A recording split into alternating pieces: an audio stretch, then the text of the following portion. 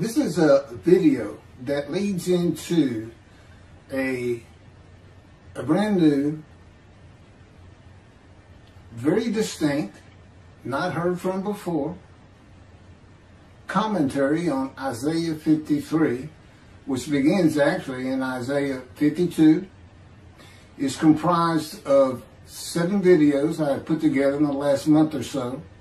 And I'm just putting them all together with a lead-in video explaining these things and why it's so new, novel, and has such a different view of the scripture from that which Judaism teaches regarding a Messianic era when David comes, the descendant of David. They often refer to him as King Moshiach.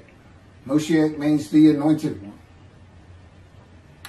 And you'll get the idea from the title of this video real quick. God speaks to an atheist. And it began like this. The doctors who gave me 1 month to live from lung cancer in 2002 that developed from my colon cancer, metastasizing, would have been surprised that I was still alive, to say the least. I had stopped thinking about the lung cancer years before. The white spots in the x-rays that filled my lungs, like the stars in the night, did not inhibit my breathing or slow me down in any way. At this point in time, I'm training for my first triathlon. And I didn't start small. I did a half Ironman. It's 1.2 miles swimming in an ocean, 55-mile bike ride, and half marathon, 13 miles. They call it the 90.3. One Saturday in the fall of 2007, I was cooking lunch in my small kitchen, post-divorce, and at the stove, when God said, from just a little behind me, as though somebody was speaking to me right here, and above my right shoulder, which is disfigured, wash your hands. I turned around to the sink, washed my hands, and turned back to the stove. Now understand, I've been an atheist for 50 years. I mean, I completely denied the existence of God. And then from right here, a small, quiet voice, like an account they had with Elijah at the cave, said, wash your hands. And I simply turned around, washed my hands, and went back to the stove. I didn't say a word to him. I didn't even keep thinking about it. I just did it. That was it. It was as though he had always been there. Just as to Adam. That's what I liken it to. And he dictated this to me. This is from my book, the book of my life that God dictated to me. It's called The Righteous Servant of God of Isaiah 53. No, the life of God's righteous servant of Isaiah 53. And he put it together. And he did it because he actually came to me, as Jeremiah would say, in the womb, but in my first year of life. And like Ezekiel, lit and entered me. So that part of chapter 11 of Isaiah happened well over 62 years ago. That's when that happened. That's when Moshiach was here. For all these rabbis and commentators who have been saying, he's here, no, he's here. Well, he's been here. I've been here a long time. I just wasn't prepared and hadn't even heard his voice yet. But what he did, you know, with Jeremiah, he made sure he was a priestly, godly man and guided his life. With me, it was to make sure I fit every single verse of Isaiah 53 as only I can explain it, what it's for, what it all means, and live a life of suffering familiar with disease. God chose to crush him with disease that he would offer himself for guilt and receive long life to see his children. That's my proof that it happened. They told me 20 years ago, we can't treat this lung cancer. It's too advanced. You're going to die. and you're going to die real soon. You need to prepare for it. And it did crush my life. I stopped working. I just kept waiting to die. And I didn't die now. I'm training for, at this point in 2007, I'm training for a triathlon. I finally said, the heck with it all. And that's the proof. Crushed with disease, exposed to death, that's in verse 12, exposed to death, and here I am, 20 years later, still going. Hadn't seen a doctor since, never received any treatment, which is unheard of with lung cancer. And I had colon cancer before that, and I had skin cancer. I'm a man familiar with disease, that God chose to crush the disease, and these 7 videos put together as one. Obviously, I wouldn't ask or want, and I couldn't do it, to listen to them all at one time. But I know you can mark your spots and everything. But it was spread out in 7 different videos, and I thought, well, the next video I'll do, I'll have a preamble to it and explain. This is not fooling around. Once you learn my version, which comes from God, of when Moshiach comes, the day of the Lord, which is left out of the Messianic era. But if you ignore me, God says, as my role as Elijah, God says, when he does return to his temple suddenly, it's going to be with, and it's not there, it's going to be with utter destruction to the land. Okay, all this is explained, so I'm not going to keep going in detail and carry on with God first speaking to me, but it was as what Adam would have felt like. This is natural. I mean, to him, you know, having somebody speaking to him from above him, from up here, from within him, it's perfectly natural. And he wouldn't be falling down in reverence and I'm not worthy and all that. It would just be, this person's always talking to me and telling me what to do. The fact that he doesn't see him wouldn't probably enter into his mind. Just, you know, that's just the natural order of the world for Adam and me. Particularly today, 13 years later. Still in God's fire of refinement, preparing me. And now we have the books, they're unpublished. Jewish publisher, Christian publishers, I dare not even send it to them. Because how harsh I am on Jesus Christ, who said he was the man of Isaiah 53. And it's because of him I had to get crushed with cancer. That's what that's all about. God doesn't have to crush you to make you offer yourself for guilt.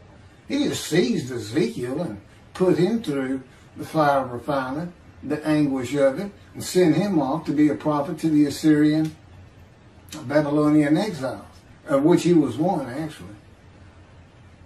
The book of Ezekiel is the key to Isaiah 53. That's my backup. See, God, these videos, everything, the way where he put angel of his presence and Holy Spirit, that Judaism doesn't recognize. A host of the Lord's host. It's in the book of Joshua, one time. He did it so they wouldn't find it. He knew what this was going to be about. These are my proofs. This is what it's all about. He set it up for me to be this controversial. You just got to take the Messianic era of Judaism and toss it out the window. And you'll understand why, when God has me explain it to you. He controls everything I do, think, and say. Finishing preparing lunch and ready to watch a Texas A&M football game, I headed to the living room and God said, "Get a napkin." I turned back to the kitchen and got a paper towel, sitting on the couch from about the same place. Sitting on the couch with the television on and my plate in my lap, God said, "Get your TV tray." I got up, set my TV tray in front of me, and placed my plate on it, began eating and watching the game. That night, I was in bed reading a book. From the doorway, God said, "Tomorrow we're going to Bed Bath & Beyond, it's a store, to buy a shower curtain, sheets, pillowcases, and shop in general for things that you need. I said, okay, and continued reading my book. That's God spoke to an atheist. That's how it started. We call it the early years now when we talk about it. It was so different from the way things are and all the same in the same breath. And I have since learned this. It was by his power upon my emotions and thoughts that his presence with me was though he had always been there. In other words, when you read in the Hebrew Bible, God calls somebody's name like little Samuel, and he says, here I am. Here I am. Now there's some accounts of people falling to the ground, but he can put a silent knowing to you. He can put knowledge within you, your mind, where you never hear a word from him. In other words, put into your mind, the God of all creation is about to speak to you. And he doesn't have to say, stay calm. He controls emotions. He told me, Keith, I created emotion. And there's nothing I can't do with yours. And believe me, it's been proven to me. I'm not going to get into all that. And then this story goes on. It turns out he had been like Jeremiah from the womb. Let me pass by that.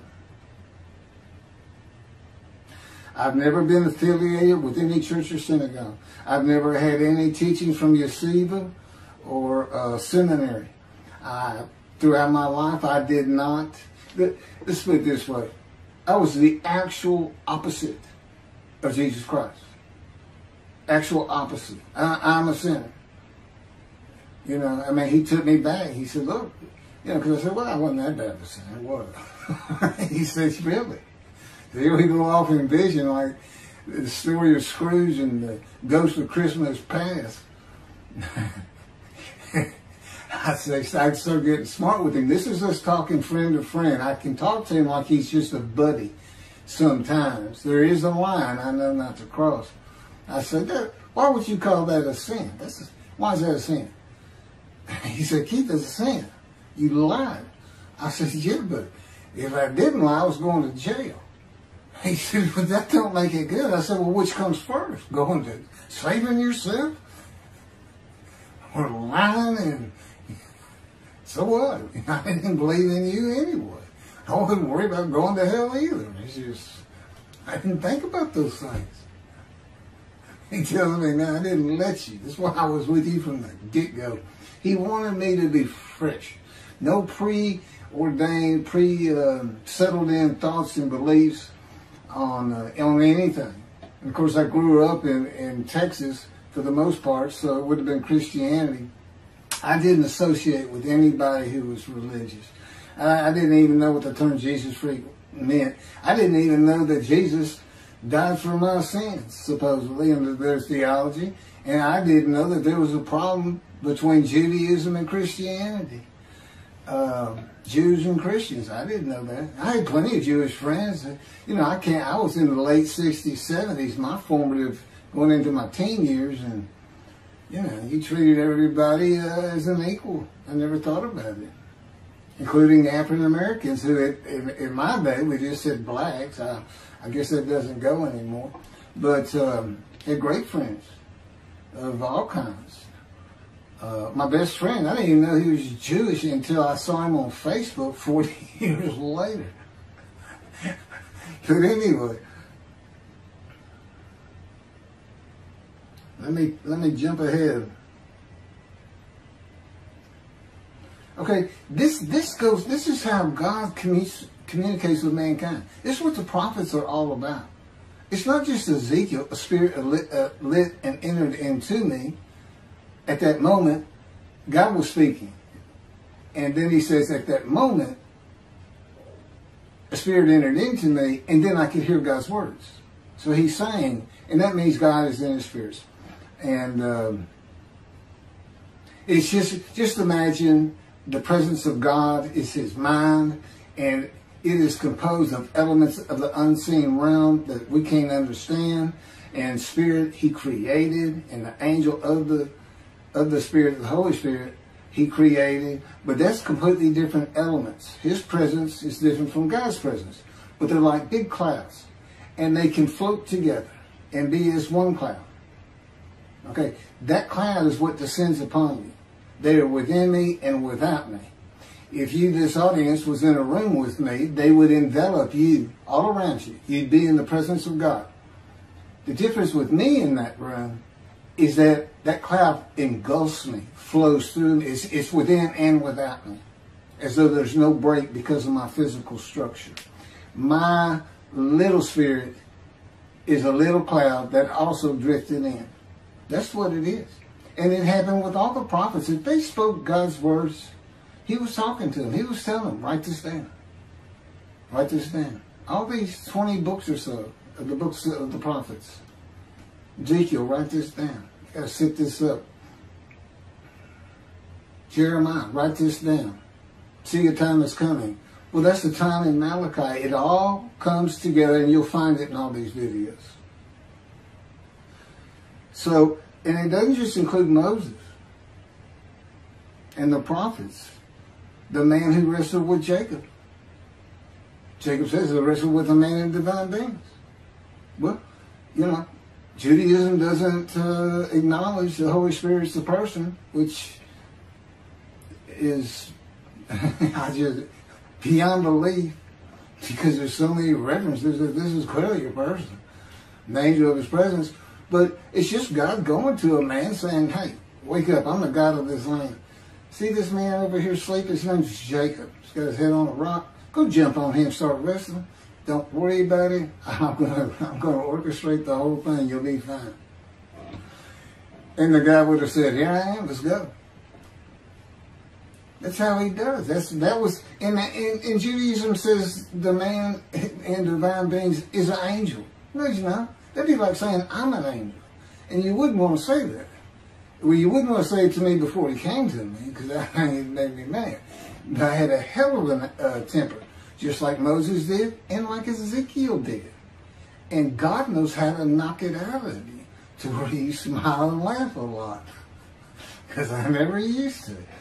Now, well, you got to read the book, and you'll get it. You'll get it. I just, you know, just like a lot of people, I've been through too much, hurt too much, suffered too much to have any thought that there's anybody upstairs, you know, who cares about me. It's just don't even mention his name around me. We're either gonna fight or I'm leaving for it, and you'll never see me again. Don't do that, because it just makes me angry. All that's gone, by the way. Lots of stories on that. Oh, and the Spirit speaks. He's got his own personality. He's angelic. He has a very childlike voice, and he's just nothing but a ball of humor. He has me say he's the greatest comedian of all times of the universe. And he's just a joy to talk to him. And he has the smarts of God, as he tells me. But I have instant communication with him. I have instant communication with God. It's like there's three persons in my mind. This one cloud is three clouds. It's two spirits in the elements of God's mind. And slow process of 13 years, and it's 13 years of, and this is from Isaiah 53, punishment, wounding, chastisement, maltreatment, crushing, bruising, and I'm telling you, he's relentless. It's in the stories, and I have a lot more once I get to Israel, and I have full confidence God's going to get it done. That's one thing I don't worry about. 13 years, a year and a half of trying to get books published, denied by everybody who even bothered to answer me, because it's just so different. And it can only go to Jewish publishers, and it's just like, well, this isn't the stuff we believe, and it sounds like he's saying it's him and this and that. Well, I was. God said I made sure I didn't get them published. I wanted to do the videos first. You see, I'm not on the executive committee. I don't know what's going on 99% of the time. I don't know what I'm going to have for dinner. I no longer have self-will. I can't ask him for anything. There's all kinds of reasons for that, such as, if one of my kids gets sick and he doesn't heal them up, cancer or something, am I going to be disappointed? Am I going to be hurt? The answer is no. He's trained me too well to even bother asking. If he's going to do it, he's going to do it. I know he has the knowledge, and he's right here with me. So, it's a long, detailed process. I know things from his perspective. This is another reason the Messianic era is not going to happen. And it comes out in these films. But the Holy Spirit, the angel of his presence, we're friends.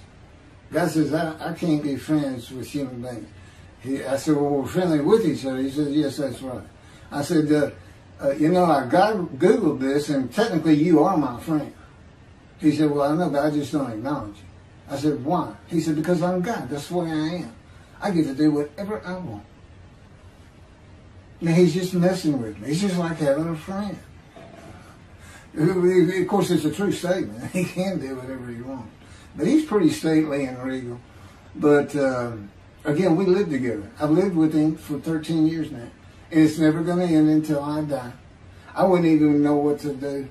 And he said, if I let you, you're going to fall down dead. You're not supposed to be alive. I keep you alive. He said, I took that cancer from you, but I just put it back in if you do something that makes me want to leave. I said, well, what am I going to do? No self-will. To an extent, no self-thought. And I told him, I'm not even a human being anymore. He said, well, what are you? I said, I don't know. I'm a man in divine beings, but I'm not a human. I don't have self-will. That's what distinguishes the human being from the animal. He said, but I'm being the human for you. I'm providing your self-will. So you do, in a way, have it. So you're still a human being. I said, well, I'm dead. He said, well, why are you dead? I said, because it's like my brain's not connected to my spirit anymore. It's like you're sending all the information in.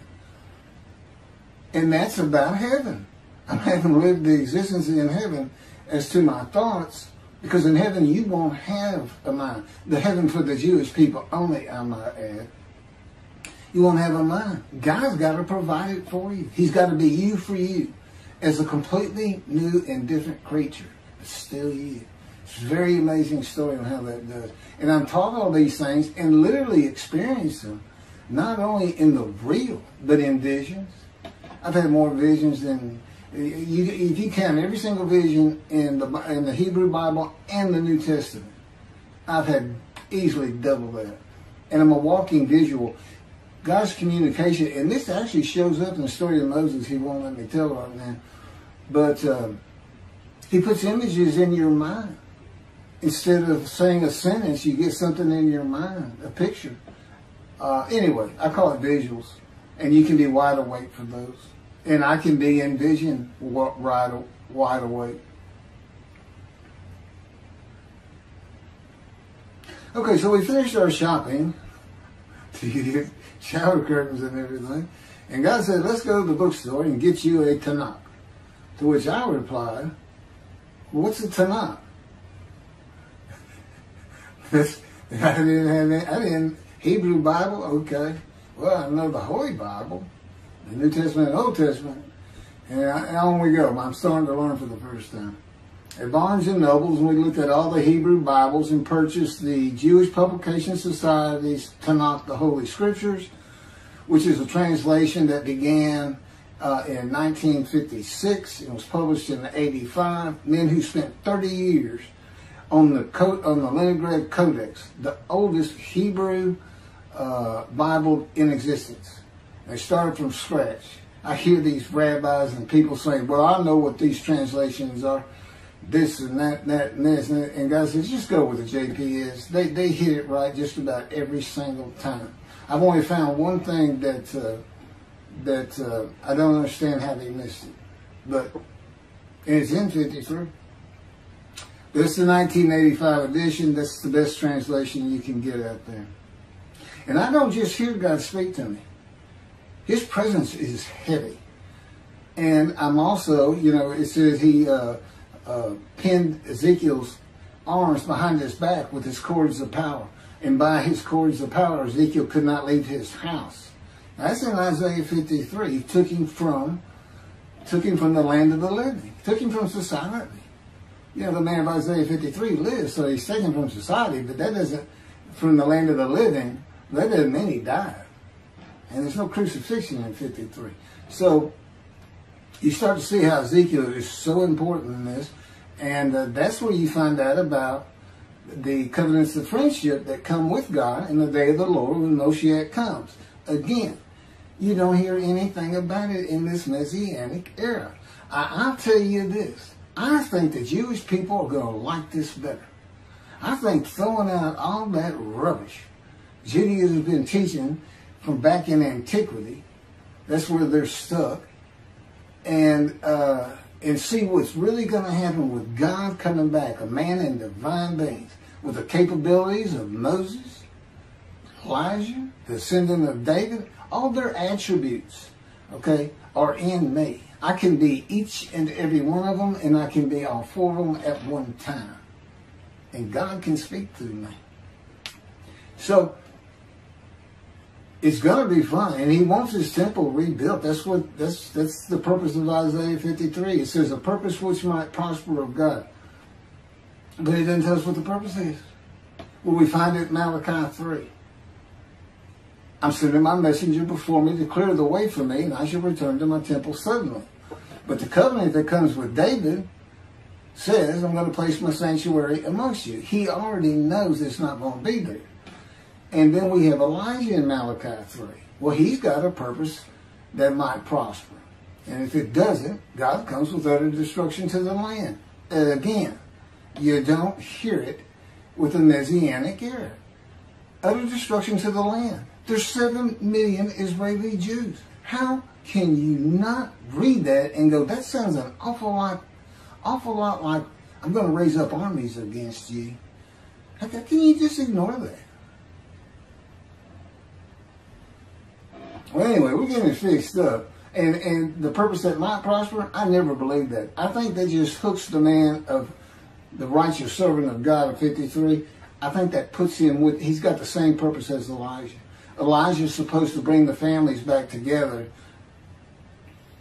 through the laws and teachings God gave Moses, or being mindful of them. That's the new covenant. It's an amendment. It's an amendment that also has a new inclusion of sin forgiveness. Over the last 63 years, God's presence has resided in Texas, Louisiana, Florida, and Hawaii. And he is more than ready to return to his land, Israel. Because wherever I am is where his presence is, and those are all the different states I lived in over this time period. Wherever I go. As a matter of fact, if you see me in Israel, down at the old city, or down at Tel Aviv, you can turn to your friend and say, hey, I know where God is. I said, really? I thought he left. Some people say he died. He said, no, you see that guy over there? He's all around that guy.